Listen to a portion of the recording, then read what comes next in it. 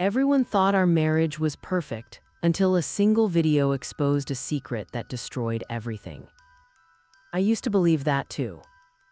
Standing at the altar 3 years ago, looking at my partner smiling back at me, I remember thinking I had somehow won the lottery of life, the kind people don't expect to win twice. Friends called us couple goals. The family said we were made for each other. Even strangers online would comment things like, "You two look so happy together." And honestly, for a long time we were.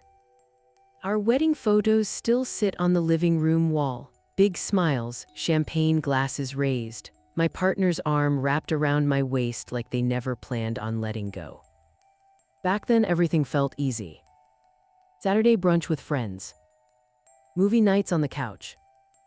Road trips where we'd argue over music but end up laughing the entire drive. We posted pictures everywhere. Anniversaries. Birthdays. Random selfies at the grocery store. People loved it. Perfect couple, they'd say. And I believed it until the small things started changing. At first it was subtle. My partner used to leave their phone anywhere: kitchen counter, couch, bathroom sink. Then suddenly, that phone never left their hand. Face down on the table during dinner. The screen dimmed the second I walked by. One night I jokingly reached for it while we were watching TV. They grabbed it so fast you'd think I tried to pull a fire alarm. "Relax," they laughed, "just work stuff." Work stuff. That explanation started showing up a lot. Late nights at the office. Last-minute meetings. Coworkers grabbing drinks. I tried to ignore the feeling in my gut. Because when you're married, you want to trust the person beside you. You tell yourself you're overthinking. You tell yourself you're being paranoid. But then the little moments started piling up.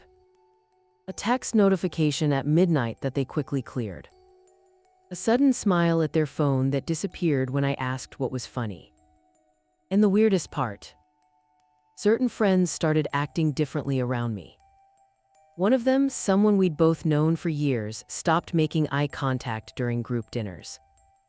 Like they were carrying a secret they didn't want to drop. That's when the doubt really started creeping in. Not loud. Not dramatic. Just quiet questions sitting in the back of my mind. Why the late nights?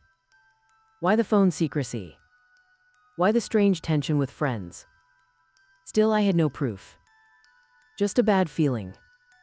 In a marriage everyone else thought was perfect. So I kept smiling. I kept posting photos. Kept pretending everything was normal.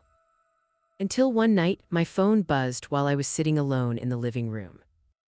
A message from a friend. No explanation. No warning.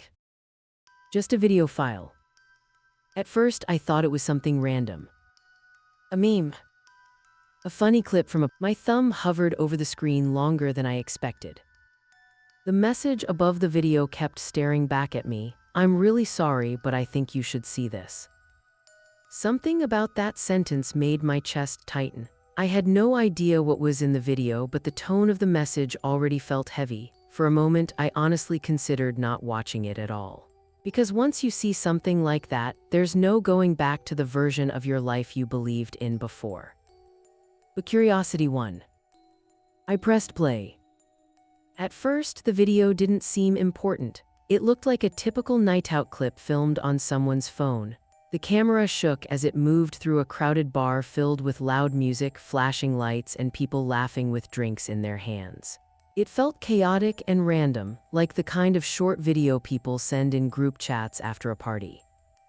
For the first few seconds, I even thought it might have been sent to the wrong person.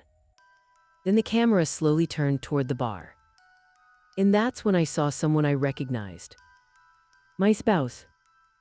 They were standing near the counter talking to a small group of people, holding a drink and laughing at something someone said. For a split second, I felt confused more than anything else.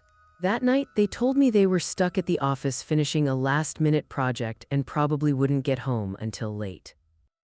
Yet here they were. In a bar. The camera kept recording as people moved around the room, and eventually it settled on my spouse again. That's when I noticed the person standing next to them. At first it didn't seem unusual, but the longer I watched, the harder it became to ignore how close they were standing. My spouse had their hand resting lightly on the other person's arm while they talked, and the two of them kept leaning toward each other every time they laughed. It didn't look casual. It looked familiar. Then the moment happened. My spouse leaned in closer while they were talking, and before I could even process what I was seeing, they kissed. Not quickly. Not awkwardly. It looked comfortable, like something that had happened more than once. I paused the video immediately, staring at the screen while my mind tried to make sense of what I had just watched. The room around me suddenly felt too quiet as I replayed the clip again from the beginning. That's when I noticed the timestamp at the bottom of the video. It was recorded on the exact same night my spouse told me they were working late. The same night they texted me saying they missed me. The same night they promised they'd be home soon. In that moment, the lie became impossible to ignore. But the longer I studied the video, the more something else became clear. The way they acted together didn't look like a one-time mistake. It looked natural, relaxed, like they had already been seeing each other for a while. And that realization changed everything. Instead of confronting my spouse right away, I decided to do something else first. I started looking deeper into things I had ignored before, checking details that suddenly... If you're watching this story, tighten your blanket and hit the like button so YouTube understands you want the next chapter unlocked. And tell me in the comments, which beautiful country are you watching from and what's the exact time there right now? After watching that video over and over again, one thing became clear to me. Confronting my spouse immediately would only give them time to lie. If the past few months had proven anything, it was that they were already good at covering their tracks. So instead of reacting emotionally, I stayed quiet and started paying attention to the details I had ignored for too long. The first place I looked was social media. On the surface, everything looked the same. Our photos were still there, smiling pictures from vacations and anniversaries that made it seem like nothing had changed. Anyone scrolling through the page would think our marriage was still perfect. But something strange caught my attention. Every new post my spouse made had the same account liking it almost immediately. The username didn't look familiar, and when I opened the profile, it was private with almost no information. The only thing that stood out was that my spouse followed it. At first, it seemed like a small detail. But once I noticed it, I couldn't stop seeing it. Then I checked something we had shared for years without thinking twice about it, our phone bill. Because we were on the same mobile plan, the call history listed every number that had been dialed over the past few months. One number appeared again and again. Late at night, early in the morning, sometimes multiple times in one day. The same number. Over and over again. Curiosity pushed me to search the number online. When the result appeared, the connection hit instantly. The number was tied to the same name connected to that private social media account. In that moment, the video at the bar stopped looking like a random mistake. It looked like part of something that had been happening for a long time. Over the next few days, I paid closer attention to everything. I didn't confront my spouse and I didn't mention the video. Instead, I watched quietly as the small things started revealing a much bigger pattern. Messages that disappeared from the lock screen the second they arrived. A new password suddenly protecting the phone. Notifications from a messaging app I had never seen before. Each small discovery confirmed the same truth. The relationship in that video wasn't new. It had been going on for months, carefully hidden behind excuses about work and late nights. But even with everything I had uncovered, I knew one thing for certain. If I confronted my spouse privately, they would deny it. They would say I misunderstood the video. They would say the evidence meant nothing. And after all the lies I had already seen, I knew exactly how that conversation would end. So instead of confronting them alone, I decided to do something different. I waited. A small gathering with friends and family had already been planned for the following week. The kind of casual night where everyone would be together in one room, laughing and recording video. By the time the gathering arrived, I already knew exactly what I was going to do. For the past week, I had carried the truth quietly, pretending everything in our life was still normal. My spouse walked around the house laughing, making plans, acting like nothing had changed. But everything had already changed the moment I watched that video. That night, a few friends and family members came over, just like they had many times before. Drinks were passed around, someone put music on, and the living room slowly filled with conversation and laughter. To everyone else, it looked like another ordinary evening. My spouse played their role perfectly. They smiled, joked with everyone, and sat close to me on the couch like we were still the same happy couple people believed we were. Every now and then they leaned closer to whisper something or casually rested a hand on my shoulder. A week earlier, those small gestures would have meant something to me. Now they just felt like part of the lie. At one point, someone suggested recording a quick group video together, the kind people always take during small get-togethers.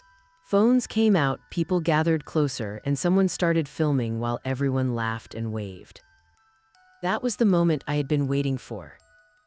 I stood up and asked everyone to give me a second.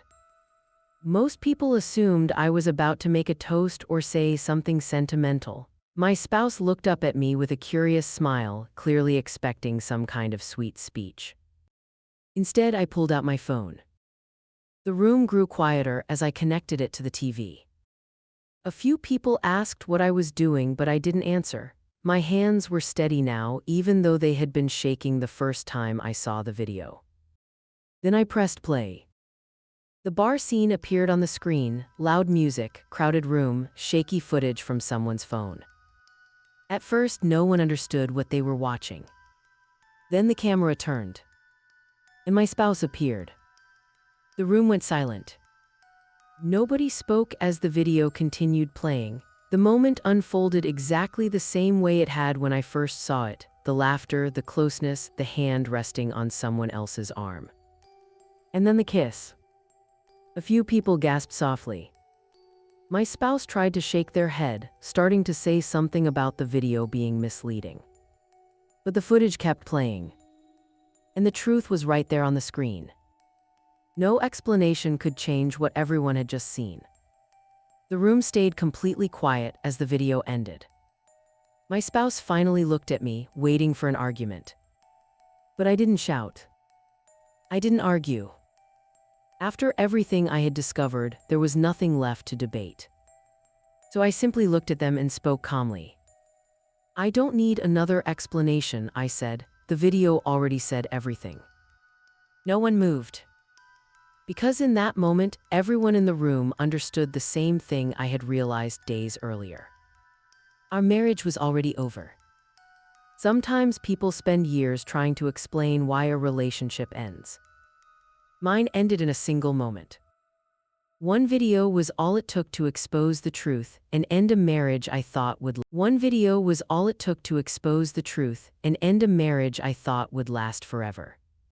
If you thought this was shocking, wait until you hear what happened after the video. Hit that like button if you've ever suspected someone, and comment below what you would do in my shoes. Don't forget to subscribe because the next story is even crazier and you won't want to miss it.